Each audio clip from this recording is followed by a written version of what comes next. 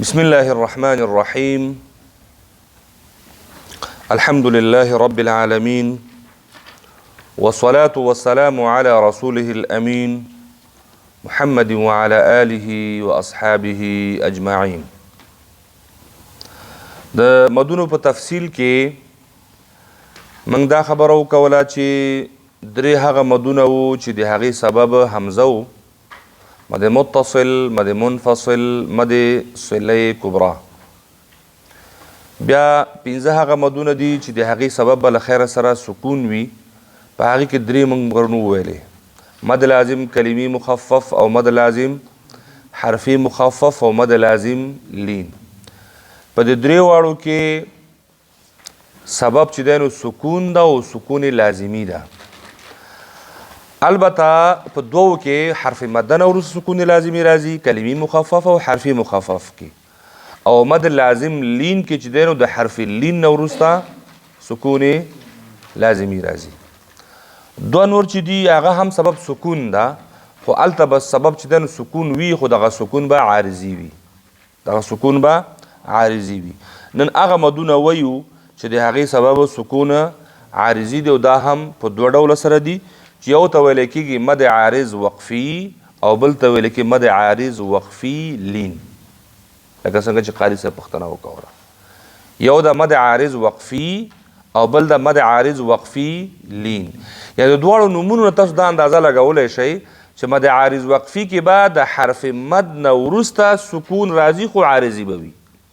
خو مد عارض وقفي لین کې د حرف لین نه وروسته به سکون راځي. صحیح شو؟ مد عارض وقفي کې حرف مد نه وروسته به سکون راځي، البته دا سکون به څه شی وي؟ عارضي به وي. خو وقفي لین کې د لین ټکی چې پکې راغی نو هلته به د حرف لین نه وروسته به سکون راځي، خو دغه سکون به څه شی وي؟ عارضي وي. یعنې موږ داسې ویلی شو چې مد حرف لین کې دوه مدونه کېږي، یو لازم لین ده او یو عارض لین ده. لازم لین پرون تیر شو چې په صرف په دوو ځایونو کې ده، حروف مقطعاتو کې، او وقفي لین چې دی نو دا ډیر دي.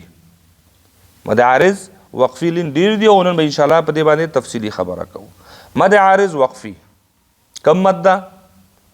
مد عارض وقفي هغه مد ته وایي چې د حرف مد نه وروسته سکون راشي، او سکون هم څه شی وي؟ عارضي وي. پرون ویل چې مد لازم هغه مد ته ویل کېږي چې حرف مد نه وروسته سکون راشي، خو لازمي، لکه الآن. او دا مویل چې په مثال کې په قرآن کریم دغه دوه ځای شته، نور شته هم نه. خو مد عارض وقفي نو دا د آیات په آخر کې مشته، منځ کې مشته، هر ځای کې چې ته ودرېږې او هلته حرف مد موجود وي نو هغې کې به همدغه مد به پیدا کېږي. صحیح شو؟ مد عارض وقفي هغه مد ته وایي چې د حرف مد نه وروسته سکون واقع شي، خو دغه سکون څه شی وي؟ عارضي وي. او همدغه سکون چې دی دا د وقف سبب جوړ شي. د وقف دپاره ته دا حرف څه کوې؟ ساکنه یې. لکه مثلا بسم الله الرحمن الرحیم، وګوره رحیم، دا میم ما ساکن که د چی دپاره؟ د وقف دپاره. که چېرته په دې میم باندې وقف ونه شي دا به عارض وقفي نه ده. که څوک وایي بسم الله الرحمن الرحیم الحمد لله، ګوره چې میم ته مې حرکت ورکه خو ساکن نشو که نه، نو دلته مد عارض وقفي هم واقع نشو. ځکه واقع نشو چې حرف مد خو وو، یا حرف مد ده، سبب نو. داسې نشو ویلی چې بسم الله الرحمن الرحیم الحمد، دا بیا صحیح نه ده. ځکه دا اضافه اوږدول د سبب د وجې نه کېږي، خو دلته سبب شته نه، بې سبب ورته اوږدی نو دا بیا صحیح نه ده. بیا هلته یوازې مد اصلي کېږي، یوازې مد اصلي کېږي، ځکه چې مد اصلي تعریف دا و چې وروسته ترې نه سبب نه وي. خو نو که سبب راغی نو بیا مد اصلي نه ده، بیا مد فرعي ده. یا مثلا اعوذ بالله من الشیطان الرجیم، جیم، دلته کم مده اوس همدغه مد عارض وقفي ده. ولې مد عارض وقفي ده؟ ځکه حرف مد راغلی یا وروسته ترې نه سبب پیدا شو، تا پیدا که، دا تا چې پیدا کو، ما چې پیدا کو، دغه ته څه شی وایي؟ عارضي وایي. که دا خو هلته میم ده، میم څه شی لري؟ زیر لري، کسره لري، متحرک ده، خو تا د وقف د پاره ساکن که ځکه ورته وقفي وي. مد ده سبب عارضي ده او عارضي هم د څه شي د وجې ده؟ د وقف د وجې، نو ځکه مد عارض او وقفي. پرې خبره پوره شوې؟ د هر مد د تعریف په خپله په د نوم کې پروت دي. مد ده یعنې حرف مد به راځي، سبب یې څه ده؟ عارضي راځي. نو سبب خو ته پېژنې عارضي راغلی ده، خو د څه شي د وجې راغلی؟ د وقف د وجې، نو ځکه هم مد شو، هم عارضي شو، هم وقفي شو. لکه اوس الحمد لله رب العالمین، عالمین کې مد شته؟ ولې مد شته؟ ولې مد شته؟ ځکه چې حرف مد شته که نه، حرف مد راغلی نه دی. ها اوس حرف مد چې راغلی نو ما بعد به ګورو سبب لري، د وقف په صورت کې به سکون سبب پیدا کېږي. که دلته زه وقف ونه کوم سبب، یعنی که وقف مې وکړو مد عارض وقفي ده، او که وصل مې وکړو مد اصلي ده. مد اصلي چې هر ځای کې حرف مد واقع شو نو مد اصلي ده، خو مد اصلي وروسته سبب ته به ګورې. اوس که زه وایم الحمد لله رب العالمین الرحمن الرحیم مالک یوم الدین، ګوره عالمین او اخوته چې رحیم کې ما مد اصلي وکړو ځکه ساکن مې نه که، ساکن ځکه نه شو چې وقف مې ونه کو، هغه خو ساکن نه ده. نو چې ونه شو نو مد اصلي پیدا شو. او یوم الدین کې چې دی نو دا هم دغونې ده، خو دا ما ساکن که، ولې چې ودرېدم وقف مې وکړو. نو اوس کم دغسې اوس ته رحیم، رب العالمین، نستعین، مستقیم، دې ټولو ځایونو کې که ته ودرېږې نو مد عارض وقفي به ترېنه جوړېږي، او که ته نه ودرېږې نو بیا مد یوازې مد اصلي به کېږي، یوازې مد اصلي به کېږي. مد عارض وقفي تقریبا حرف مد چې راغی د هر آیات په آخر کې، حتی د آیاتونو په منځ کې، آیاتونو په منځ کې کله کله چې دی نو د حرف مد نه وروسته چې دی نو ته ودرېږې نو هلته به دا مد جوړېږي. ها په دې مد کې قصر، طول، توسط درې واړه جایز دي. قصر، طول، توسط درې واړه جایز دي. څه معنی درې واړه جایز دي؟ یعنی په دې کې لنډ مد هم کولی شي چې هغې ته قصر ویلی کېږي. د قصر اندازه څومره ده؟ یو الف یا دو حرکته، یو الف یا دو حرکت، دا قصر ده. د یو نه وروسته دا اصلي دا طبیعي حالت ده. ګوره د یو الف او دو حرکته دا د مد طبیعي حالت ده، او دغه طبیعي حالت پرېښودل موږ تاسو ویل دا شرعا د دې پرېښودل جایز نه دي. او که دا پاتې شو درنه څه چل کېږي؟ حرف مکمل د منځه ځي، حرف مکمل. او موږ تاسو په تعریف کې ویلی مو لکه ذاتي طبیعي کې چې موږ خبره کوله د دې حرف مد شتون مد پورې موقوف ده. که مد دې وکړو نو حرف باقي ده، او که مد دې ونه کړو نو حرف د منځه ځي. نو چې حرف د منځه ځي نو د حرف پرېښودل یا د حرف کمول دا جایز دي؟ نه دي جایز.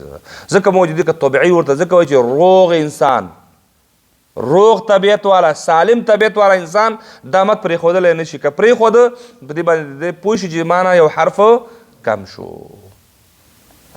دلته اوس وایي چې په دې کې قصر او طول، توسط درې واړه جایز دي.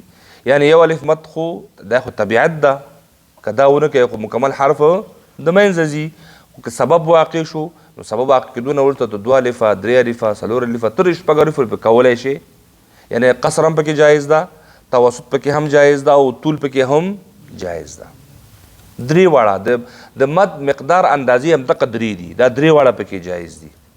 یوه خبره دلته تاسو ته واضحه کول غواړم چې هر ځای کې چې کله درې احکام ورته متوجي هلته وایي چې دلته درې واړه جایز دي. خو د دې مطلب دا کله هم نه ده چې اوس اختیار تا سره شو چې څه د په خوله راځي همغه به کوې، څه چې په خوله راځي نه، ته اختیار لرې. درې واړه درته جایز دي، خو د یو وخت دپاره د یو انتخاب ضروري ده. د یو وخت دپاره د یو انتخاب ضروري ده. مثلا څنګه د یو وخت دپاره یو انتخاب ضروري ده؟ هغه په دې معنی چې نن ته تلاوت کوې خسته وخت کم لري چیرته ځي دا راخلی قصر انتخاب دی ټول په قصر باندې وایي ځي سبا چیرته نه ځي سفر نه لري وایي سم دلته یم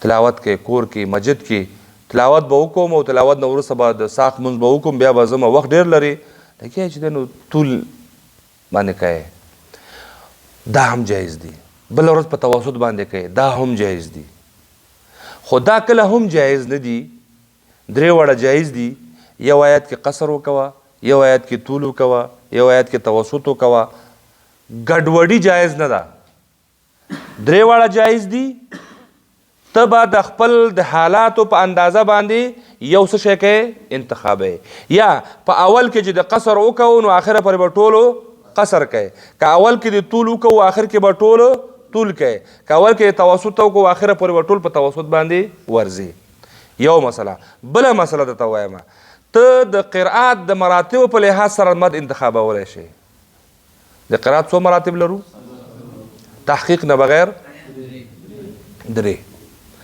حذر لرو تدویر لرو او ترتیل لرو حذر د تلاوت کوم انداز ته وایي تیز چې کله ستا د تلاوت اندازه تیز ده نو ته په مد پکې قصر انتخاب کا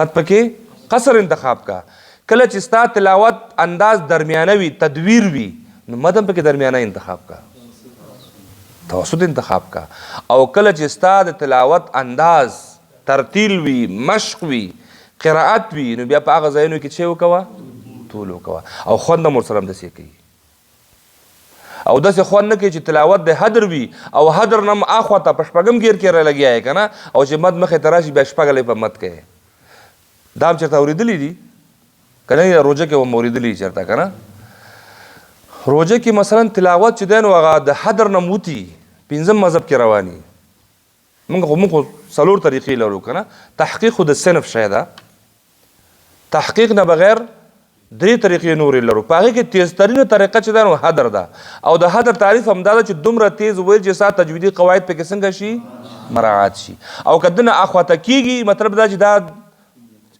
د ګیر نه ووته کله چې د ګیر نه ووته بیا چې دی تلاوت خو نه معلومي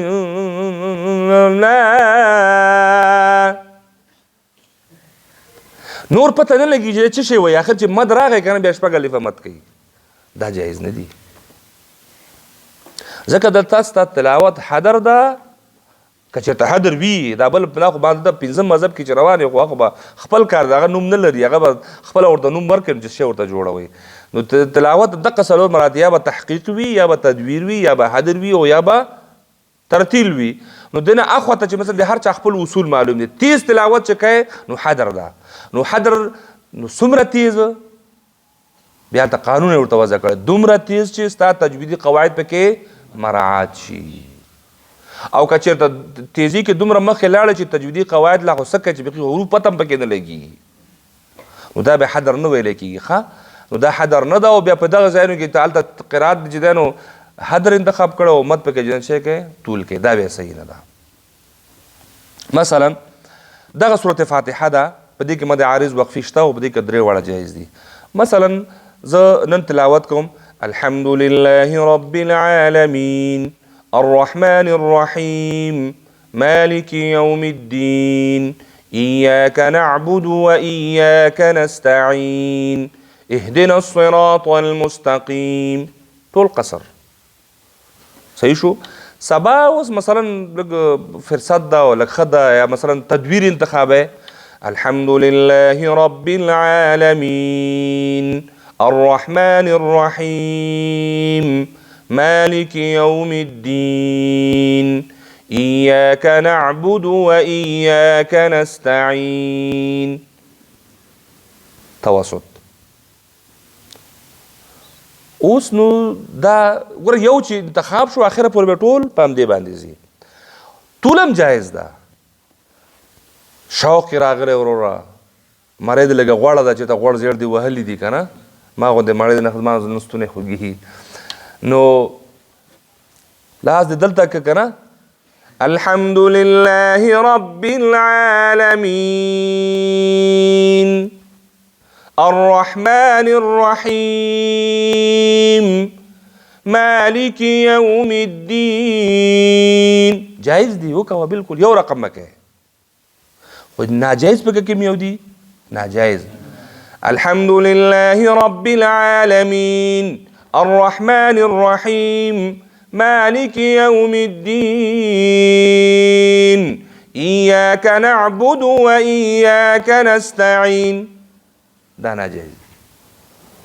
طول توسط طول قصر ګډوډیشن دا جایز نه دی. یو انتخاب دلته درې واړه معنا هم دا شو درې واړه جایز دي خو ګډوډي خو نه چې ګډوډي جایز ده درې واړه جایز دي خو ته به په یو وخت کې د شی به دا بهتره خبره پکې دا چې خپل قرائت ته په کتو باندې د مد مقدار او اندازه هم ته په خپله وټاکي. که چېرته حدر تلاوت د کوو نو قصر باندې به اکتفا وکړئ او که تدویر د کوو نو په توسط به اکتفا وکوئ او که ترتیل دی کوو که یاد ورته خدای پاک د ترتیل ښودلی و بیا به شی کوئ طول انتخاب صحیح شو. او همدغه شان مد منفصل هم ده. مد منفصل کې هم درې واړه جایز دي خو د قرات ته په کتو خپل توانایي ته په کتو باندې د یو انتخاب به کوئ. صحیح شو. په دې خبره باندې انشاءالله سر خلاص شو. مد متصل کې ولې نه طول او توسط دی هلته قصر جایز نه طول او توسط کې به اختیار لري چې تو مثلا 3 الف باندې اکتفا کوي که شپږ الفو ته رسوي هغه هلته هم ده دو جایز دي په دواړو کې همدغه خبره چې ته به پکې بیا یو شی کوې یو به ځان ته څه شی کوې اختیار یې بس ده. وصلى الله تعالى على خير خلقه محمد وعلى آله وأصحابه أجمعين.